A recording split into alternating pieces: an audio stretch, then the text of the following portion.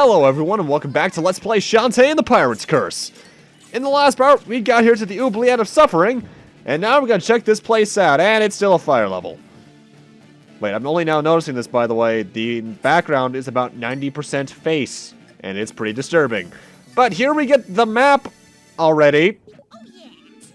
Okay, but where do we go from here? Well, as you saw, there are breakable blocks here. One of the big gimmicks in this dungeon, it only really happens like 2 or 3 times, but something you have to keep in mind all the same, is that there are hidden blocks all over the place you can break. And in that case, you have to look at the floor graphics and be able to tell it. Same with some of the later cases in this dungeon. And that central chamber we were just in with all the eye switches and the 3 elevators, that is more or less the central area of the dungeon. Think of it similar to the central room in the Water Temple in Ocarina of Time. We're going to need to find our way around through all those directions at some point or another, but we can't quite do it yet, because we don't have either A, keys, or B, the dungeon item. Though that key thing is quite literally about to change.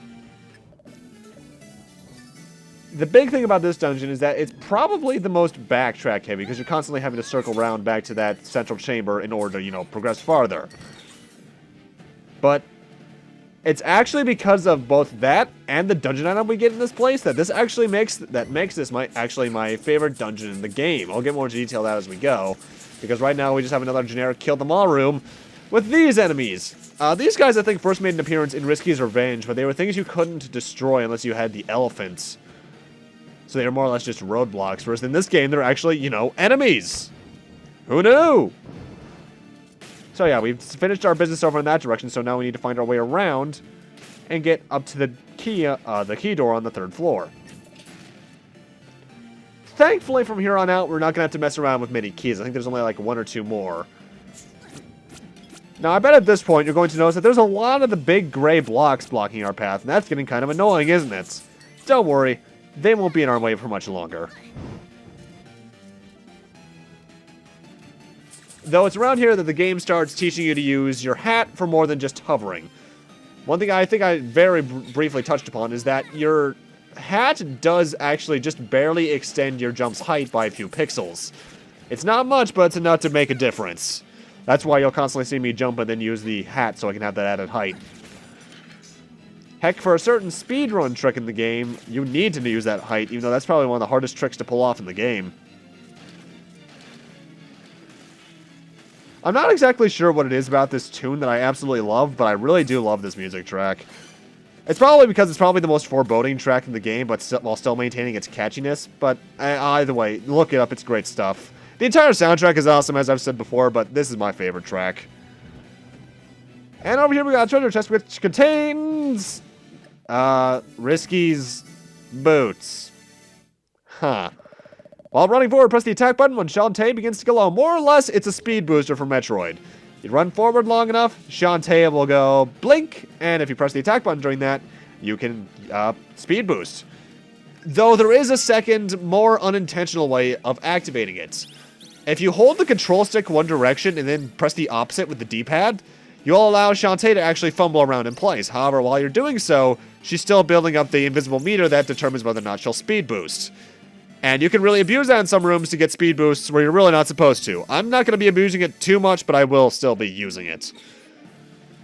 But yeah, now that we have the speed booster, we can break through solid gray blocks. Booyah! Now, the thing is with the speed booster, as you saw, is that it not only allows you to break gray blocks, though, but it also makes you entirely invincible to either not pitfalls, things like lava, spikes, enemies. It's actually one of my favorite abilities to use in the game, plus it makes me move faster, so that's always nice. In fact, an interesting thing about it as an attack is that the scimitar, which is what you're attacking with during the boots, during the speed booster technically, actually does more damage the farther you are in a chain of hitting enemies. Like, say I hit one enemy, then hit another, it will go from 15 to 16, so on and so forth, all the way on to the end. You can't use that damage addition to your advantage too much. I can only recall maybe 2 sections where you ever really get to see it go up a large amount, and one is in this dungeon. But it's cool nonetheless if you can somehow find a way to use it. And as you saw, we came all the way over here for a key, so we're done here. Let's head back to the central room by going the Mega Man X6 route. Now, one thing about the central room you'll notice is that on the second level, you can't really naturally build up a speed boost unless you use the trick I told you earlier. And that's intentional. You're not supposed to be able to break the blocks on that second floor until you make it all the way around to the front of that. So we're going to be going through another path first. We want to head to the right.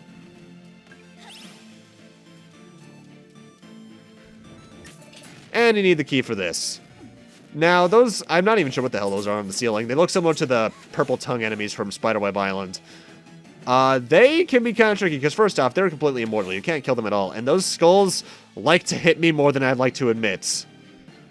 Oh boy, spikes. And that's the thing that can happen too. The spikes can combo you. You don't have invincibility frames to spikes, like a la Sonic 1 and Mega Man 1. Though, thankfully, in this game, that's nowhere near as much of an issue, because spikes send you back to the beginning of a room, yes, but they're not instant kill, obviously, like they were in Shantae 1. And as you can see, not only do the risky boots, the riskies boots, that's gonna trip me up every single time, I swear, not only allow you to run fast, but they also increase your jumping length just due to the fact of how momentum works. And you can extend that with the hat. And here's a heart squid. You have to run into the wall to find that. That took me a bit to find my first playthrough. And you can tell that you're supposed to break through that just because the floor is slightly discolored. Not the best design in my eyes, because some of the floor panels look different anyway. But at least it's some amount of Q, unlike some NES games that didn't give you any of that shit. I am not supposed to be speedrunning through that room, but I did anyway.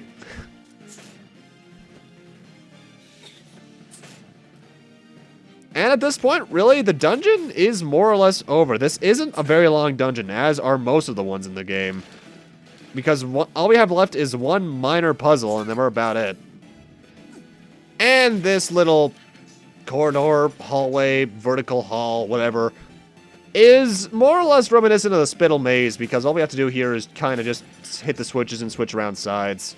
Though, as you can see, there's a heart squid in here, so we're going to want to grab that.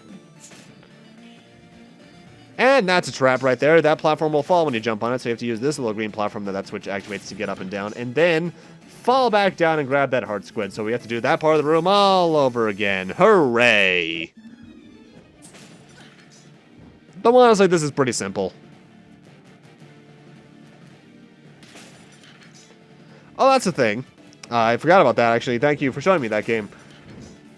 When you actually hit a switch, the platform technically becomes not solid unless you're on it, you know what I mean?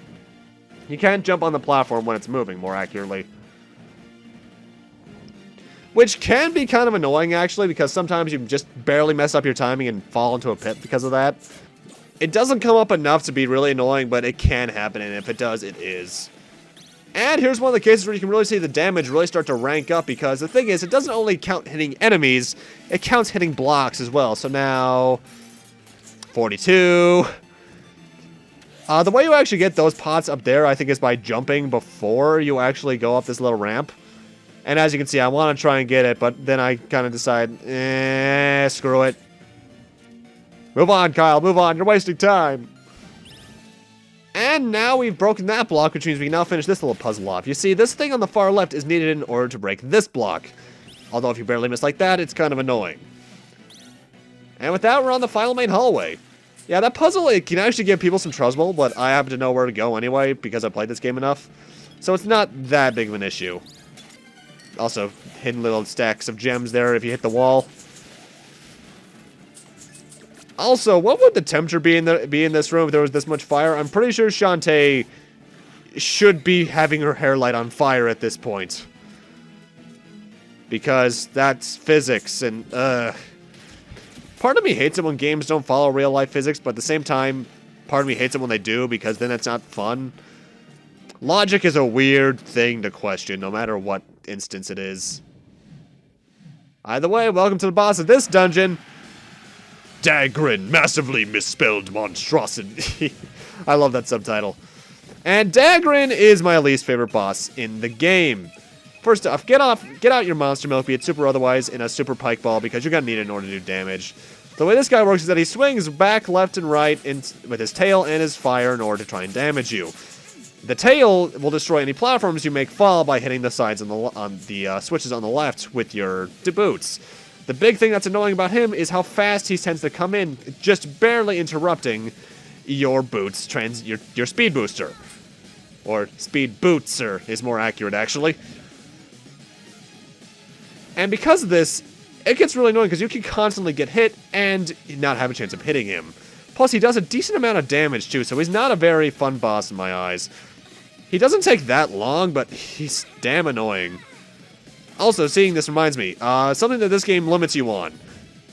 You can't use an item while you're eating one, however, you can eat multiple at the same time if you actually just spam the button on the menu, like I could eat 2 items there and not leave and get the same effect from both. And if you're unavailable to use something, if you're like in the middle of a recovery animation and such, you cannot use items. So, that's a thing. But yeah, Dagron, not a fan of the guy, but I've faced harder bosses in video games. And he killed me. That's what an auto potion does. That's an automatic revive. It's actually, I think, the longest I've gone without using one, because I'm usually a lot more reckless in this game. But I guess because LP curse is a thing, I decided to take it a bit more safely.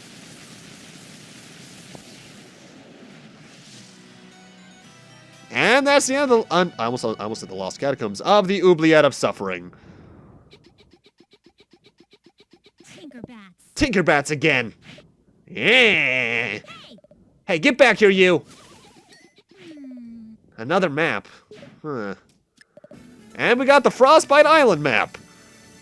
Sweet, and we're 4 out of 5 dungeons done, too. Hello, I wait for you. Oh, hello, sir. I make good friend with Joker at door. He know left fist from right fist by name. Village of Lost Souls, all free to go. That's wonderful. But not all want to go, I think. Some they wait for someone important to come back, like I did. Okay, I leave to find my little girl. I remember more and more each time. Oh, I have gift for you. We got a lost soul. Huh. One soul. I find him lost in village. New arrival, maybe. He's sleeping now. Maybe you get wake up. Find a way, okay? Take him. Okay, sure. Good luck to you. Both find what we look for one day. And with that, our storyline business on Mudbog Island has concluded. We never have to come back here ever after we get all the items. However, there's one item we won't be able to get, sadly. And I'm back here to get the Heart Squid, by the way. Now, the man masked in shadow there. There are theories as to who he is. Some people say he's a tribute character to the NES game Karnov, which, in terms of his character design and some of the things he says, he's definitely based off of. In fact, the Karnov's actually a pretty decent game. I actually recommend you play it if you're looking for some fun little platformers. But as for his Shantae universe identity, there are different theories. The most prevalent one in my eyes, and the one I personally believe in, is that he's Shantae's dad. I mean, it makes sense. I mean, he seems like an adventurer, which someone like Mimic would be the brother of, and we already know Shantae's mother's a genie, so it makes sense in my eyes. But with that, we are done in the Village of Lost Souls. There's only one thing we really need to grab here, and you're not supposed to be able to get it until you get the last piece of equipment from the next dungeon. But due to that trick I told you about with the boots, you can get it no problem here by heading into the previous room with Hexer and jumping to the right. By doing this! And we find this island's last Cacklebat. But yeah, Mudbog Island, I don't like it for its difficulty spike, even though it has some of the best music in the game, in my opinion. But at least it's not a very long island. None of the islands are that long, yeah, but Saliva Island decided it's the shortest. You're back. Apparently you made it through. By the skin of my teeth, I found your boots, Risky Boots. Hilarious. And the source of the Pirate Master's evil? I took care of it. Then let's clear out of here. There's no time to waste.